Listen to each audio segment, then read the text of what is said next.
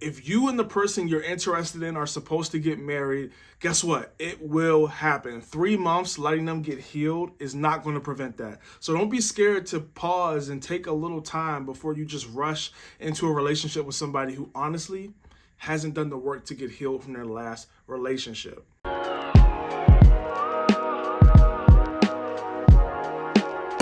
What's up, fam? Welcome back to the W Podcast. My name is Tim, and we have an amazing video for you this week. But before we get into that, I wanted to make sure you knew about our singles mixer that's happening May 5th at 8 p.m. in the DMV area. Look, you don't have to live in the DMV to come. It's going to be close by the BWI airport as well, so it really is convenient if you're coming from out of town. But I wanted to stop in and let you know that this event is called the 1-to-1 singles mixer, meaning for every woman in attendance, there is going to be one man. That is what we're striving for. And honestly, we're not going to do the event if we don't have that equal ratio. So right now, women's tickets are not sold out, but we have put them on a wait list. So we want to make sure that we give the opportunity for the men to catch up to the women's tickets we've already sold. So if you know a man, please send it to them. Let them know, hey, here's an amazing Christian event with churches all throughout the DMV area that are going to be represented, that are beautiful, that love God. Because here's the thing, we want to see more godly marriages coming in 2023 and beyond. And that starts by first setting people up to get on dates. So if you know somebody who's interested, specifically a man, send them this video, send them this QR code right here, and let them know that this is an opportunity for them to meet their rib, their wife, whatever they want to call it. So with that commercial break out of the way, ironically enough, this week we're talking about breakups. We're trying to get people together, but we're talking about breakups. Here's the thing. Most relationships that start out, or most people who start dating, it doesn't always lead to marriage, and that's okay. Like, it's not so, that puts too much pressure on a dating relationship. If this is the person I'm dating, it has to work out to marriage. We all know that's not realistic. So how do you manage that? What does it look like when you go out on a few dates with somebody? When do you tell them, hey, this isn't going to work out? Or how do you tell them that? What does that look like? Do you owe them a response at all? We're going to cover that. We're also going to cover what does it look like to date after divorce. We're also going to talk about what does it look like to date somebody who just recently got out of a breakup? How long did you let them heal? Is it okay to even start talking to them? We're going to get into everything you can imagine when it comes to breakups. So I'm excited for you all to hear this week's episode. Okay, the question of the day is, if I've been out on a few dates with a person and I realize that it's not going anywhere, how do I end things nicely? That might be a key word. Now that the path to dating has already been started without ruining the friendship. This is tough. It can be tough. It's not really tough. It's actually pretty simple, but it feels tough. And I feel like, I don't know who this person is, but I feel like they might be a really nice person and they don't like hurting people's feelings. And I feel like that's why this can be complicated, because no one wants to hurt somebody's feelings. And inevitably, when you tell somebody, yeah, I'm not interested in you, that's going to hurt a little bit to some degree. So that's tough. But I think you got to realize the nicest thing you can do is be honest and upfront and tell this person, hey, I don't see us going anywhere in a romantic relationship. And in the practical tips later on in the video, I'm going to explain 3 ways that are simple and clear for how you can communicate this message to the person that you saying we're not really a fit. That's what I got. What you got? Yeah, I mean, it's always good to have a plan or some type of, like, realizing that going on a date with somebody is not any type of real commitment. You're just trying things out. And the whole dating experience, even if you call somebody your boyfriend or girlfriend, there's no binding contract with that. So you should always have the freedom to leave that relationship if you feel like, that's what's best for you, especially that's what God is leading you to do.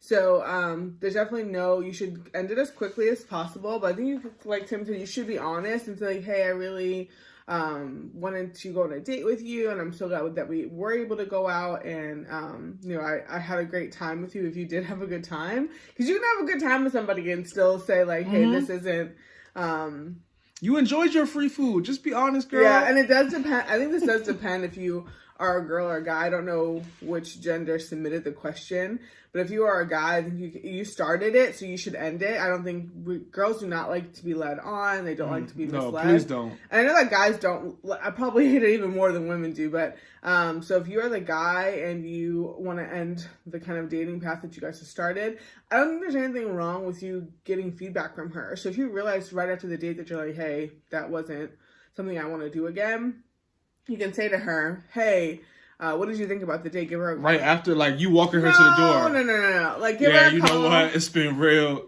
You mean at the restaurant? No. She got catch an Uber home? No. I'm saying give her a call a couple of days later and just say, hey, like, how did you think it went? Because it sounds like this person really wants to preserve the friendship.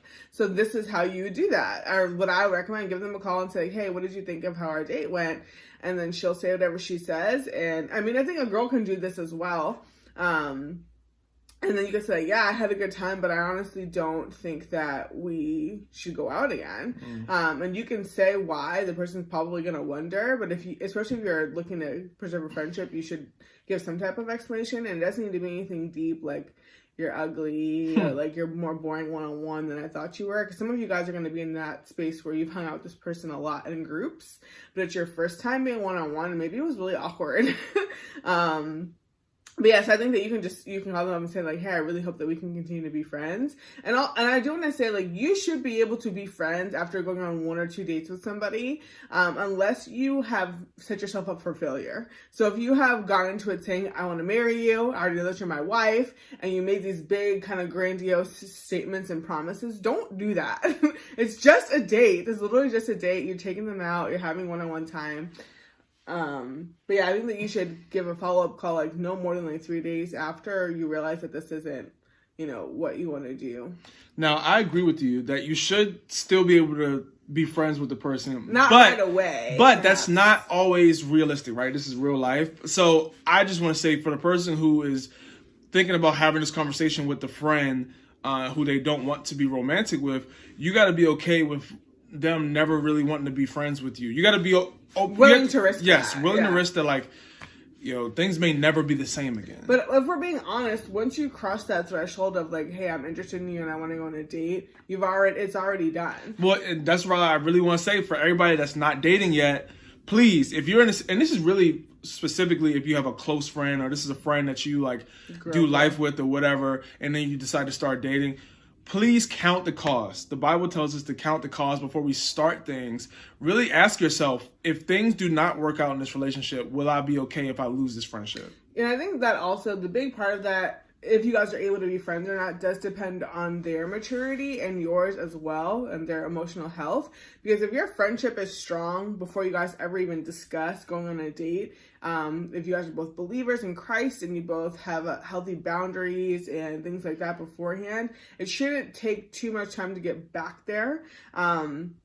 Or just honestly start a relationship afresh. So you should be able to move forward and be happy for them. If you have bitterness in your heart, they start dating somebody else, like that's a problem. But that's a maturity thing. But yeah, I think you do have to be realistic about like, this isn't a marriage you're entering. You're literally going on a date, and that's not even your committed boyfriend or girlfriend yet. And this is a lot easier when you don't involve sex and all the other stuff in a relationship, because then I would say it's impossible. My personal opinion. Because then it's just a whole nother situation. Because I've been in situations where I've gone on dates with somebody and we're friends now years later, but I'm friends with them too, let's be clear, you understand? Yes, but we also had really good boundaries, and we didn't, do a bunch of stuff that we shouldn't have been doing while we were dating. Yeah. And then I was able to say like, hey, I don't actually think this is going to go move any forward, and he was very respectful of that, and we like had our space for a year or so, and now we're good friends.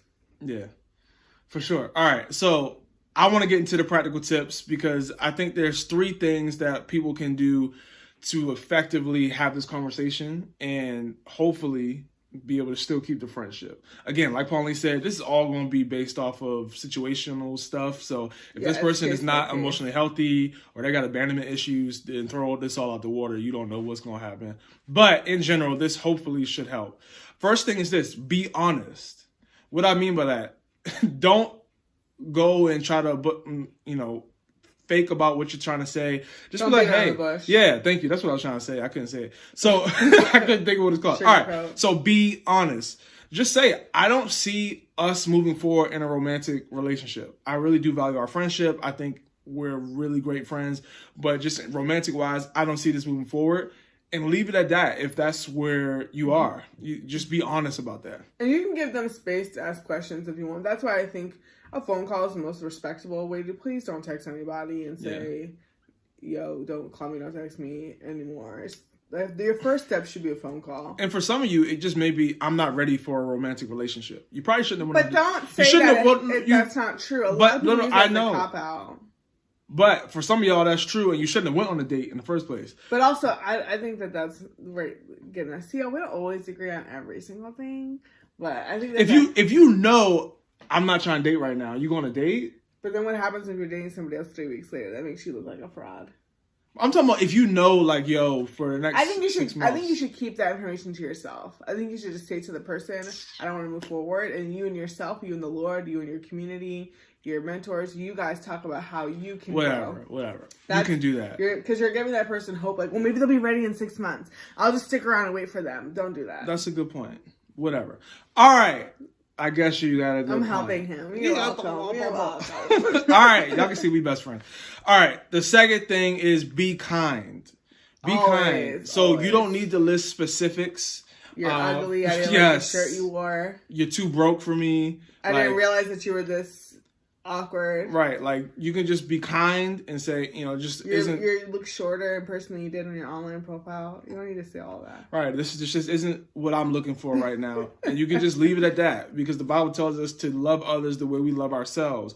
And you would not be rude to you when you're ending things. Right, being kind, because that's still God's son or daughter. At the end of the day, you need to honor them and treat them well. Right. The third thing is this: be clear. So especially if you're really close friends, I still want you to hopefully be friends after this, if everything is okay.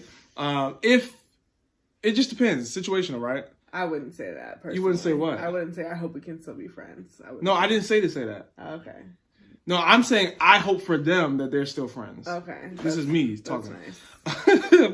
Why not, right? But be clear. So don't be clear that, hey, I don't ever want to cross the romantic line again. I really do value our friendships, but I don't want it to go there. So don't give false hope. Yeah, so that's what I'm saying. Be clear. If you really do want this friendship to continue, say, hey, I don't ever want to cross that romantic line again. It just isn't good for us. And if you weren't really friends before this, then you might want to be clear that you don't want to be friends after. Because sometimes dudes be like, well, can we just be friends? And it's like, text you? No, I don't want to be friends. So you want to be clear about that too. Be like, hey, appreciate your time tonight or whatever, but I don't want to continue this relationship, and it's actually best for us if we don't continue as friends as well.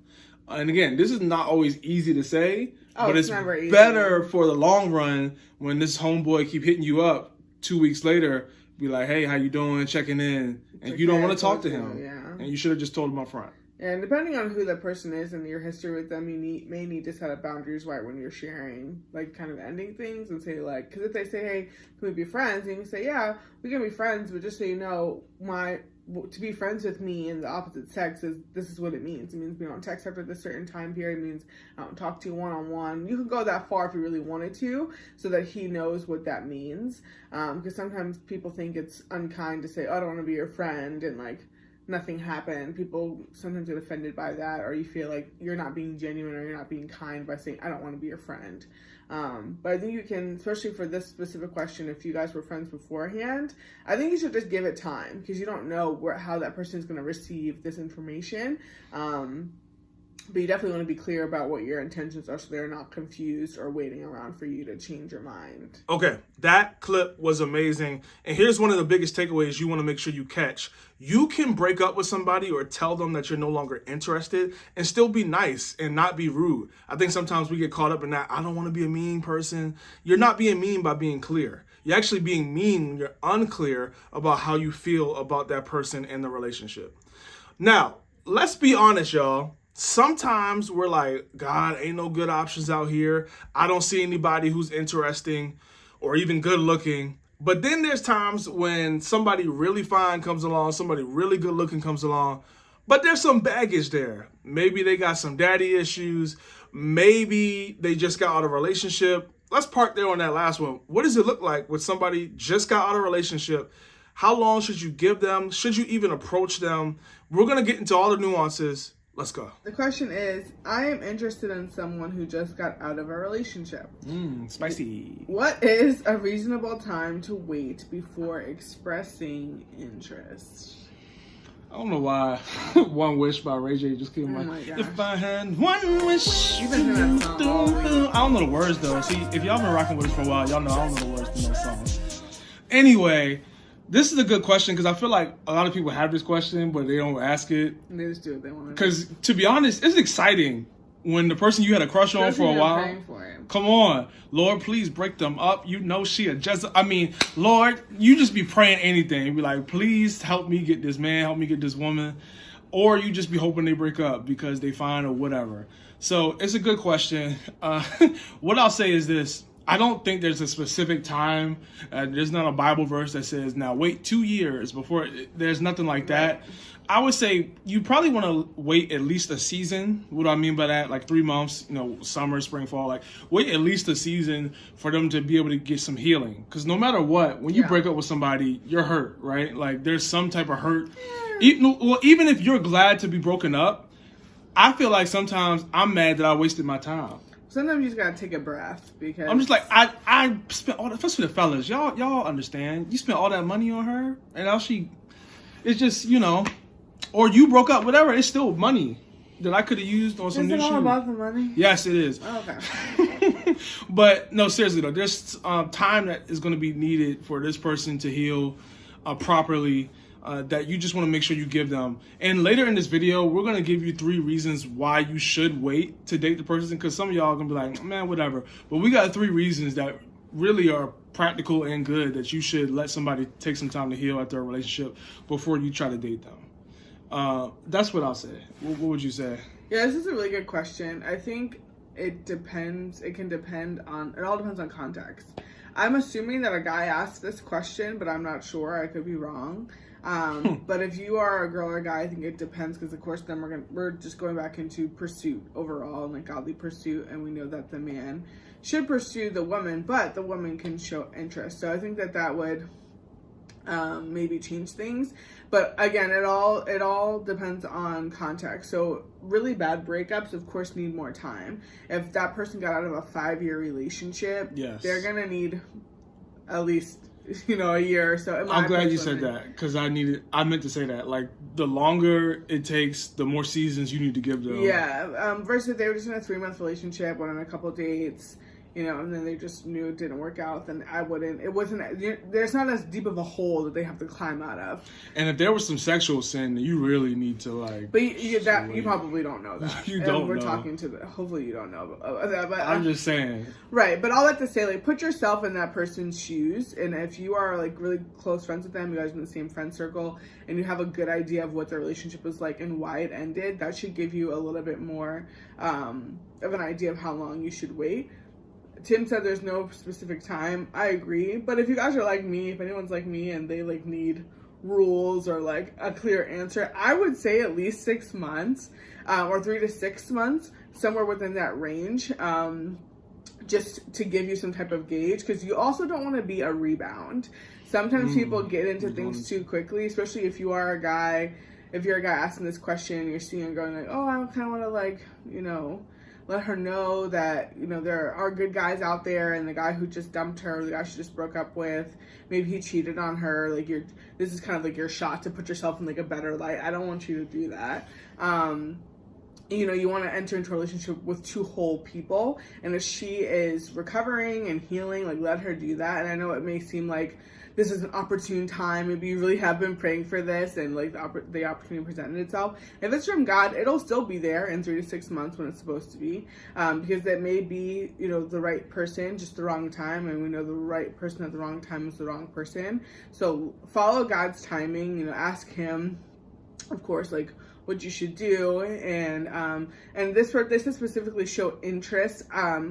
I don't really know exactly what you mean by that. Again, it all depends on your current relationship with them. If you guys are friends and you already talk to them regularly, I would just just be a good friend to them while they're healing, and know that, you know, when the time is right, the Lord will open their eyes, if the Lord wants that, to open their eyes and help them to see you as a good option. But you don't want to be selfish, because in the end, if you get in a relationship too early before that person is healed, it's really a waste of your efforts. So yeah, don't be a rebound, but if you need a time, I would say 3 to 6 months, or maybe more, maybe less, depending on how in depth the relationship was.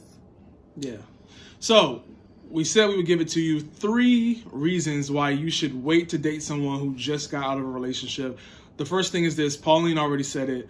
It helps ensure that you're not a rebound, because nobody wants to be a rebound. It's bad for relationships, and it's a bad movie. You want to be a slam dunk. That was corny. But it's okay, because you covered up my corny joke. You're welcome. Some of y'all watched the movie Rebound, Martin Lawrence, trash. Anyway. You don't have to be you. Yeah, no one wants to be that person who is just being used because that person needs an emotional, like, pick-me-up. Because to be honest, like, it's happened to some people before. Have you ever been a rebound? I haven't, but before I got saved, I was using somebody as a rebound. I'm not proud of that. It's not fun to be. I've never been a rebound either, but it's not gonna be me. I was in college, I think. I'm not proud of that. But the reason I did it was because I was so used to having somebody that I talked to every day. Yeah. And to have that type of access to somebody's life is actually something that you miss, whether you were happy the breakup happened or not. Somebody in your phone. Right. So that's why a lot of people do the rebounds, because they want to have somebody in their phone. So don't be that person. It's really because they're lonely. It's to cure loneliness, and it's only a temporary fix. Yeah. Don't be that person. Number 2, it gives you more time to investigate their character. You know, let's look into, why did the breakup happen? Like, is it because they're not a good partner? Because some people are great friends, but they suck to be in a relationship with. And I don't know why that is, but that's just the truth. Or some people appear to be good friends, or they appear to be a good boyfriend or girlfriend, but they're just not. Yeah. So you want to make sure you get time to see their character as they're healing. How are they treating people they don't want to be in a relationship with? How do they interact with the opposite sex? Are they running to the Lord, or are they running to drugs and alcohol to deal with their broken heart? Like, those are all things that you should stand back and kind of watch and pray for and see, like, is this really the person who I want to be in a relationship with? But at the same time, again, if you're already friends with them, be a good friend.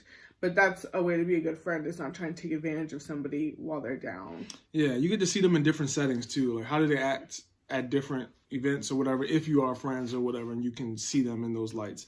The third thing is this. It gives you time to make sure that you should be dating, and make sure that that's the person you should be dating. Mm-hmm. I mean, does God even want you to date right now? I know for me, there was times in my life where I tried to force being in a relationship, and God would just shut it down, because that wasn't the time that it needed to be happening. And it's just better to walk in God's timing. And then also, are you the person that someone else would want to be with? Like, are you part of being ready for a relationship is being a whole person, being somebody who knows how to love somebody, being someone who knows how to serve somebody. And if you're not doing that for yourself or others, it's going to be hard to do that in a relationship. So those are the 3 things we would say. Anything else you want to add? Or are we good?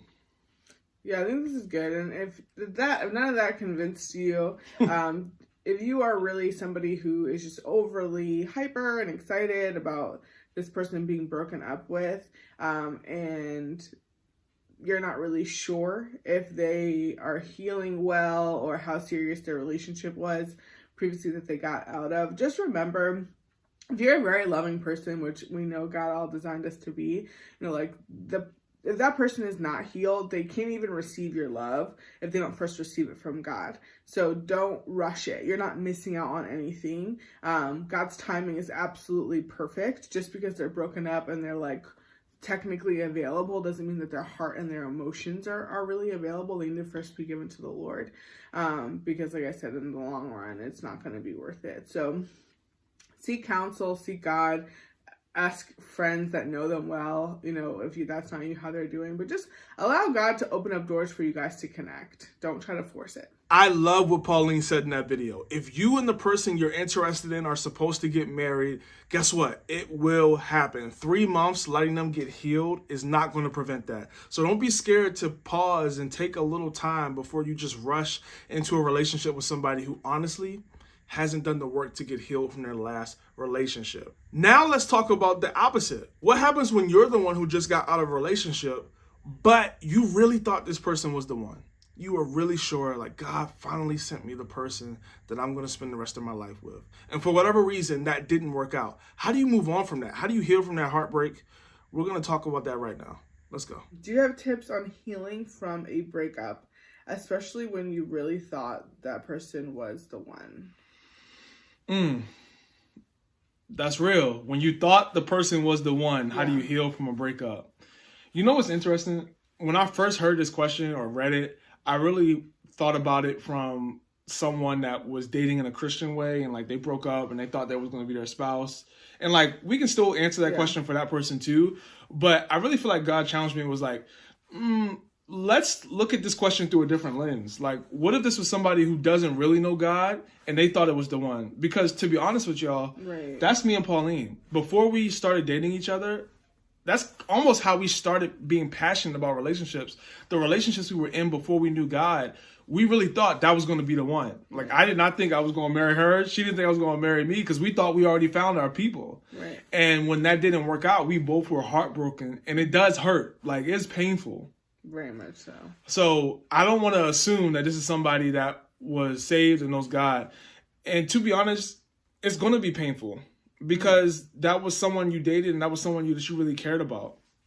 And not just that, but this is someone you probably planned your future with. Whether it was like a mutual planning or something that you felt in your heart. Like, yeah, I'm going to marry this person. Like, that's heartbreaking to go through that. Yeah, that's real. And honestly, like, I'll speak for us. When we dated outside of God's will, we gave our partner something that we should have never gave them by having premarital sex and doing other things emotionally, that we were giving that person all of the access to ourselves that they weren't designed to have, because a dating relationship is not built to handle that type of relationship, because there's no covenant to protect you. Right. So if that's you, you're going to be hurt even more. Honestly, when I broke up with my ex, it felt like a divorce emotionally and spiritually.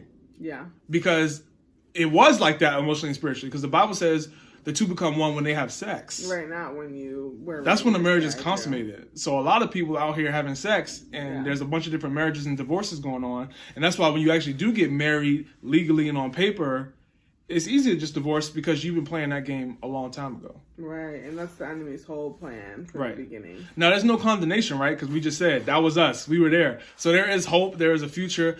But you have to be surrendered to God for that to happen. And this isn't the typical flow that we normally go on in our videos, and I promise we'll get practical in a second. But if that's you, if you know that you have not surrendered your life to Christ, I want you to do it right now. If you know that that's something that you need to do, I'm going to walk you through the Lord's Prayer so that you can give your life to Christ and surrender to Him fully. Because here's the cool thing about God. He said that all we have to do is confess with our mouth and believe in our heart that Jesus is Lord, and we can be saved. It's literally that simple. And it seems too good to be true because it is, but that's how good our God is. So if that's you, I really do want you to right now repeat after me, because here's the thing. Jesus is the best thing that ever happened to me. As great as Pauline is, we wouldn't even be together if I didn't have Jesus. At all. Because, and same for her, we wouldn't be together if she didn't have Jesus, because we were both a hot mess without Jesus. So we needed Him in order to be able to have a godly relationship and do anything else in our life that has helped us progress. It's only been because of Jesus and His wisdom and His love and His grace. I want that same thing for you. So if that's you, let's do it right now. Repeat this prayer after me. Say, Jesus, thank you for loving me. Thank you for loving me. Thank you for laying your life down to save mine. Thank you for laying your life down to save mine. Save me. Save me. Change me. Change me. Transform me. Transform me. In Jesus' name. In Jesus' name. Amen. Let's go. Woo! Yo, if that was you, we're so proud of you. And everybody who's watching this video, who's already in the kingdom of God, they're celebrating with you too, because that's what heaven does when someone gets saved. I promise you, this is the best thing you've ever done. If you watch this video and you decided to give your life fully to God, send us a DM. We want to personally help you walk through this. Don't do this alone. We would love to help you. No shame, no condemnation. If you reach out to us, we ain't going to judge you. We're going to be here to help you. We're going to be so excited for you. That's exactly our story as well. Absolutely. So please, we would love to help you. We'll probably have some other things in the comments to help people who maybe just gave their life to Christ. But reach out to us for real. We mean that. All right? Yeah. All right, so what you guys say? Because we got a little spiritual, which is great. But this person said, what's some practical stuff? Yeah, some tips. Yeah, so first of all, I definitely want to acknowledge the pain that you're going through. Going through a breakup in general sucks and is very traumatic. But when you thought that you were going to marry that person, it's like Tim said, it feels like a divorce without, the lawyers. But when you don't do it, when you don't date God's way. Yeah, and a lot of times that can mean sex is involved. But even if sex is not involved, if you feel like you're going to marry that person, like you literally, your future is completely shattered. I don't know if you were engaged to this person or maybe you guys were on the brink of getting engaged. I don't know how long you guys were together, but all of those things play a part in your trauma. And I want to just acknowledge that if nobody else has, because just like Tim said, that's, his story, it is my story as well. And I remember my friends when I was going through my breakup and healing from that, and that actually is what led me to the Lord. I was so desperate, so broken, so just in so much pain. And I, felt like I need a higher power. I need God to help me get through this. Like, this is way bigger than anything that I've ever gone through before. And a lot of times my friends were looking at me like, girl, you're not over this yet? But it's because of the spiritual ties and the emotional ties that it took me a while to get over it. And I want you to know, first of all, that God does not rush us to heal. Even if your friends or your family, they don't understand why you're going through what you're going through or why you can't get over this person and just move on. They're giving you the whole, there's plenty of fish in the sea, like that type of thing. But that was my fish. Yes. And it's so true that that God does have a better plan for you. And that is so true. And I do want you to trust in that, but also know that God sees and is with you in the hurt, in the waiting, in the walking with you and through the valley of the shadow of death, if that's where you feel you are. So God's not rushing you to heal. So some practical tips are to take a break. Take a break from dating, take a break from like socialness, take some time by yourself with God, kind of protect yourself from people who are probably rushing you to heal or rushing you to get over that person. I would say make sure you are, of course, another practical tip is reading God's word every single day. And if you are at a place where you, I don't know if you're feeling depressed or you're feeling anxious or where you're at right now, but the enemy loves to kick people when they're down. And when you are down and when you're isolated, that's when the enemy will come in and say, you're worthless, you're invaluable, no wonder that person didn't want to be with you anymore, or whatever. I don't know if you broke up with them or they broke up with you or what the case was, but make sure that you are surrounding yourself with God's voice and getting in his presence and reading his word. You need to know who you are because the enemy, like I said, is going to take this time to beat you up and definitely be selfish during this time and focus on yourself. Don't worry about your ex or anybody else. Like, don't worry about like kind of how they're doing. It's not your responsibility to take care of them. It's your responsibility to take care of you. Even if you didn't cause the breakup, you are responsible for your own healing. And I definitely think about, breakups as in the sense of like trauma. Mm-hmm. And like, if you're in a terrible car accident, maybe you didn't cause the car accident, but you still need to go to the hospital and perhaps get surgery. And a lot of times breakups, if this is as bad as like, I'm thinking it is, and definitely relating it to what I had gone through, it feels like you're going through heart surgery, and and it's a process. It's months recovery, before you can go out and work out again and all those different things. So you may be just out of surgery by God removing perhaps that toxic relationship, and maybe you don't understand why God didn't want you to be in that relationship anymore. And I don't know when or if you're going to fully ever understand, but just know that God sees more than you see. He sees your future 10, 15, 20 years from now. And maybe at that time, little by little, he'll reveal to you. That's been like my story. Little by little, God has revealed to me why that relationship was not best for me. And that could be the case for you as well. So focus on yourself. Allow yourself to recover from this major surgery and this major trauma that you're going through, whether you caused it or not. Journal. If you're not a journaler, please start journaling. One thing that has very much strengthened my relationship with God is two-way journaling. And that's when I will write to God and tell him what's on my mind and even write out my prayers, what I'm believing for this and believing for that.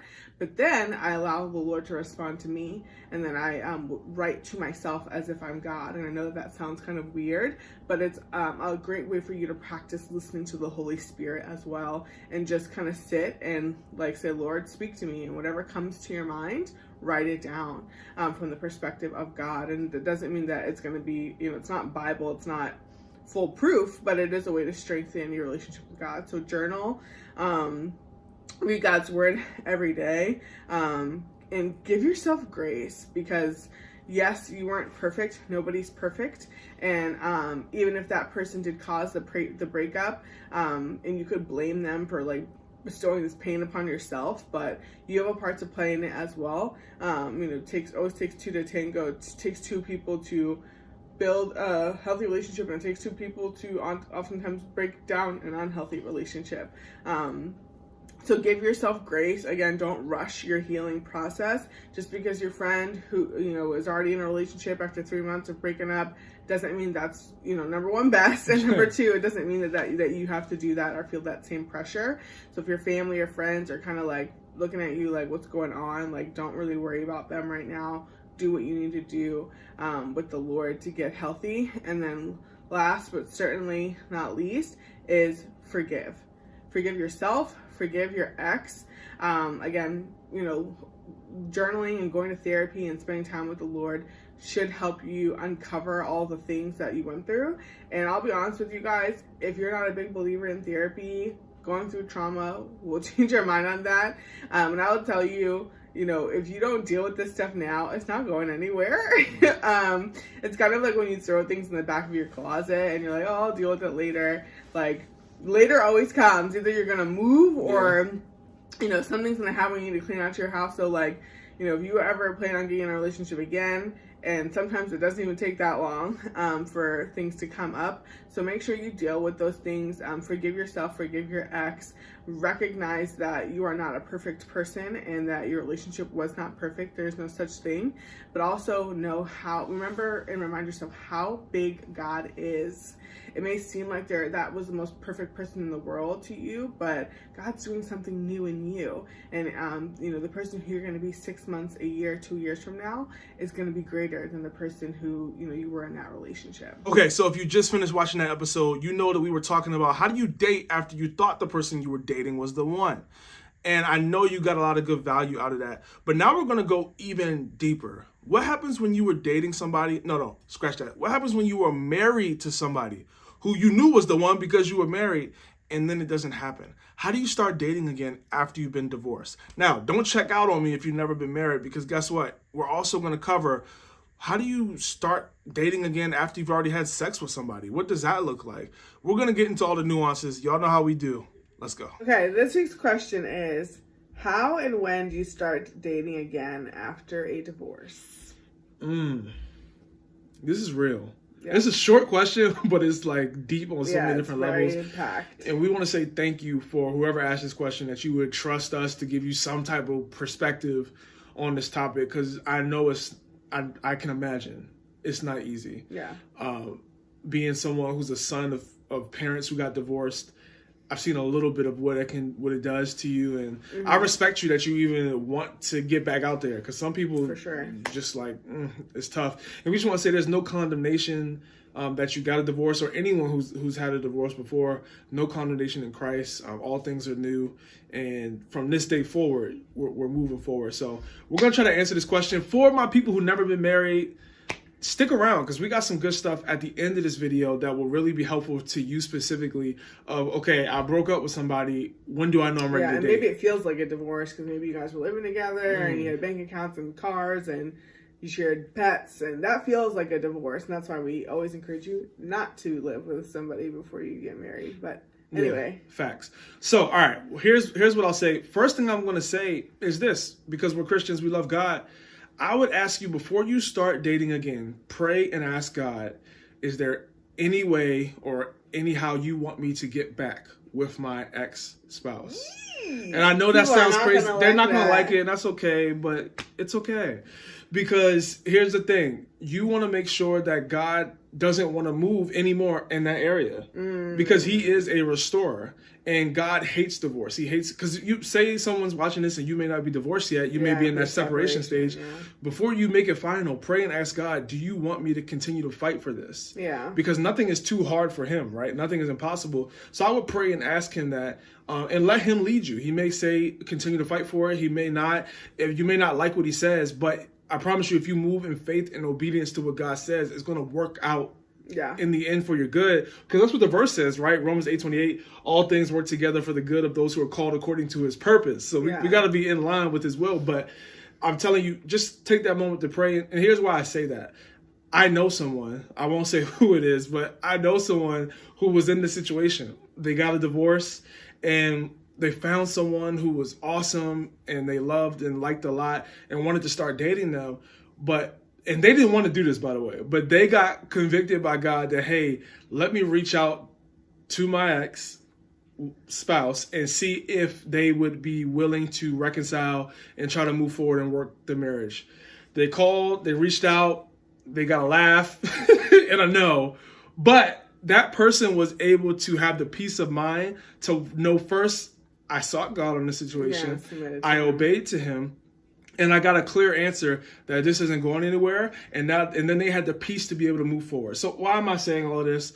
It's always best to seek God. Make sure you have his approval, his peace on the situation. And as crazy and as hard as that may sound, in the long run, you'll be glad that you had that assurance and you're never looking back over your shoulder. What would have happened? What could have happened? And at least you can have that peace from God.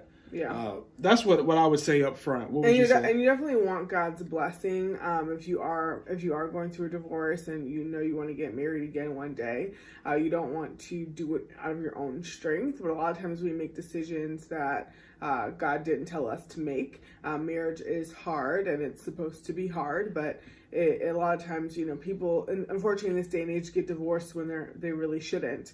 And we do just want to acknowledge that, just because divorce is so rampant, at least in Western culture, a lot of times people get divorced and they're like, okay, God, like, where's my next spouse? Like, I'm ready. And God's like, you didn't even, deal with your first marriage, and that wasn't, you didn't do what I asked you to do then, so kind of like you need to go back to the last thing I told you to do. Yeah, that's good. I'm glad you said that, because it reminded me, the main reason people get divorced, there's one reason, and it's because of hardness of hearts. Now, that shows up in many different forms, so whether someone cheated, whether someone walked out, whether irreconcilable differences, whatever you want to say, that all goes back to somebody in that marriage had a hard heart. So whether it was you or the other person, somebody left the marriage with their heart before they left it with their actions. And the good news is we serve a God who can turn hearts of stone into flesh. So that's why, to tie back my point again, why you want to seek God, because maybe he's doing something that you don't know in the other person's heart. Maybe he's doing something in your heart and he wants to bring restoration. And we have seen stories of couples who have legally gotten divorced and gotten back together, and God has healed and restored their marriage, or they've gotten back together during the separation period. But it does take a heart of humility and a heart that is submitted to the Lord, and we're always going to encourage you guys to do that. By no means is it easy, but the Lord has called us to do hard things, and just because it's not popular in culture doesn't mean that it's not what God's telling you to do. So your friends are going to look at you crazy, your family is going to look at you crazy, your even ex-spouse is going to look at you crazy, but at the end of the day, you want to have peace of mind, and you want to make sure that the Lord is pleased with your actions, not society. Right. Now, we're not claiming to be experts on this by any means. We're just providing perspective. So, with that being said, we're going to answer your question. Don't worry, we got you. Yes, but we want to put that first. Answer the question. Yeah, so if you have passed that stage and you are at the place where, hey, like that marriage is completely over, the first thing you want to do is heal. You want to heal from your first marriage or your past marriage. And the reason why that's important is because, if you're asking this question, of course, you want to date, right? And you, I'm sure, want to date with the purpose of getting married, and you want to find new love and start over. And we want that for you as well. Marriage is such a gift. But it's going to be really hard to enjoy whatever new marriage or next marriage is if you are not healed. A healthy marriage is two healthy people. And no matter if you're the cause of the divorce, like if it was your decision or it was your ex-spouse's decision, you were hurt by that divorce. Can I say something? This is why this is so important, because statistics actually show that people who get remarried are more likely to get divorced than people who've never been married ever. So it's so important to make sure you're healed and whole before you step into that, and to make sure you find someone else who is healed and whole, because your chances statistically of getting divorced are higher. That's just fact. Yeah. And it's very easy, especially if you're the one who maybe isn't at fault. So perhaps your first marriage ended because of infidelity and your ex-spouse was the one who, cheated. So it's very easy for you to just say, hey, it was their fault. I don't need to do any work. It's all on them. But I would challenge you to really, pray about that and seek the Lord and say, God, what part did I play in my marriage failing? Because it always takes two to tango. Sure, infidelity, like you weren't the one laying in the bed with the other person, but there may have been some actions or inactions that you've taken that caused your spouse to feel like that was an option for them. Again, you're not at fault for the actual cheating, but you are in fault and have played a part in the marriage itself failing. Just the same way we wouldn't accredit a successful marriage to only one spouse. We wouldn't blame only one spouse for a failed marriage. And I know that this is hard stuff to hear, but that's the first thing that I would do is take time to heal. What that means is, pretty much what I just said was find the root of your failed marriage through therapy. Do the hard work, do the deep work. It's going to take time. I don't know what an appropriate timeline is for healing from a divorce. I imagine that it's honestly something that you're working out for the rest of your life. But I would say go to therapy, go to a small group for, I know there's one, our church has ones for previous divorcees, and there's some all over the country. I would do that. I would also do the deep work of forgiving your ex, which sounds, I know, impossible depending on, maybe there was abuse, maybe there was infidelity and mistrust, all of those things, but the Lord has called us to forgive just the same way He's forgiven us. That also looks like, just making sure that you are, again, taking ownership for your part, because you do not want to create or repeat the same mistakes in your next marriage. Even though it's going to be with a completely different person, you're still you. And you don't want to be the common denominator for, a failed marriage. And we all see it in Hollywood, people married 5, 6, 7, 8, 9 times, which is extreme. But a lot of people are married 3, 4, 5 times, and they don't take the time to, I'm always shocked when I see people get divorced and then marry the same year. I'm like, but there's a lot of that. I don't know if you guys are Wikipedia junkies like I am, but I'm always just like, okay, like there's not really much healing time in between these marriages. And maybe they loop in legally, you were divorced and then got married, and perhaps you separated for years before that. But anyway, do that. And then the second piece after healing from your first marriage would be consider your children. So I don't know, obviously, how old this person is that submitted the question, or if they have kids or not. But even for you guys who have gone through divorce, or perhaps you just have children from a previous relationship and you've never been married, you really do need to consider your kids, because your dating life and your relationships do affect them. And it's going to look differently, honestly, depending how old the child is. That's kind of a completely separate topic about dating with kids. But that's something that I would consider, especially if you're going through divorce and you're divorcing your children's parent, either their mother or their father. It's going to be highly sensitive for them. You want to make sure that your relationship with your child is healthy and intact, and you're being proactive about how to protect them as you go about dating. Yeah, that was good. All right, so we got some practical tips. Remember, I said if you have never been married, this is going to be applied to you as well, because you broke up, you're hurt. There's still things you need to work through. Yeah. Even if it doesn't feel like divorce, like when you break up, you're hurt. You're hurt. And that's normal. That's okay. If you cared about that person, you shouldn't be happy completely that it didn't work out, because you put some type of time and hope into that relationship. Definitely. All right, so we're going to do it quick because we've been going for a little bit. So 3 tips for what you should do if you are trying to get back in the dating scene after a divorce or a breakup. First thing is this: don't rush. Mm-hmm. You do not need to rush into that look into yourself and ask yourself the questions Pauline asked. Have you healed already? Have you gone to therapy? Have you talked to a mentor? Have you talked to a friend about it? Have you talked to God about it? Have you forgiven that person? Do you have any... Forgiven yourself, because perhaps you made some mistakes and it's your fault. Is there any bitterness that may be in place? So don't rush. Make sure you've done the work beforehand before you start looking to go into another relationship with somebody. The second thing is this: learn from your previous mistakes.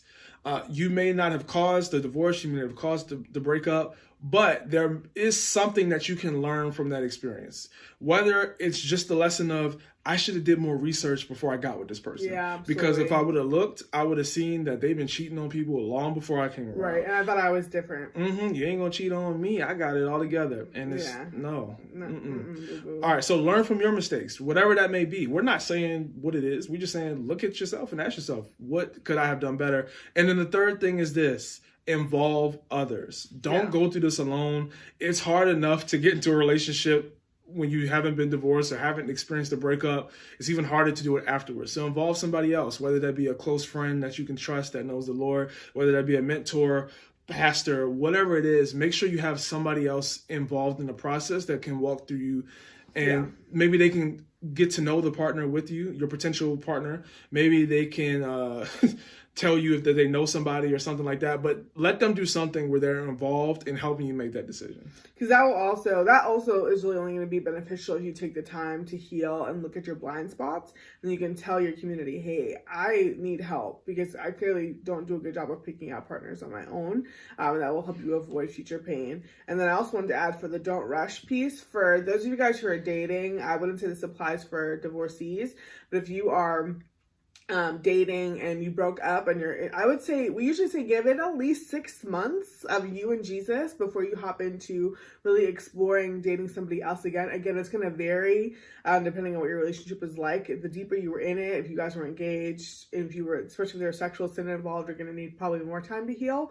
But I know people like to have some type of gauge, but I would say at least give it 6 months of just you and Jesus before you start hopping in again. Wow, wow, wow, wow. I said it 4 different times because we just shared 4 different perspectives on breakups that I know was super valuable to you in some form or fashion, whether you've been divorced before, whether you just got out of a breakup, or whether you see somebody fine and you like, I want them to be mine. I know you got something out of this. And if you did, all we ask is that you share this video with somebody else and subscribe if you don't already. We'll see you next week on the W Podcast. Thanks for watching this video. To get more Christian relationship advice, subscribe to our channel. And make sure you check out our other videos as well.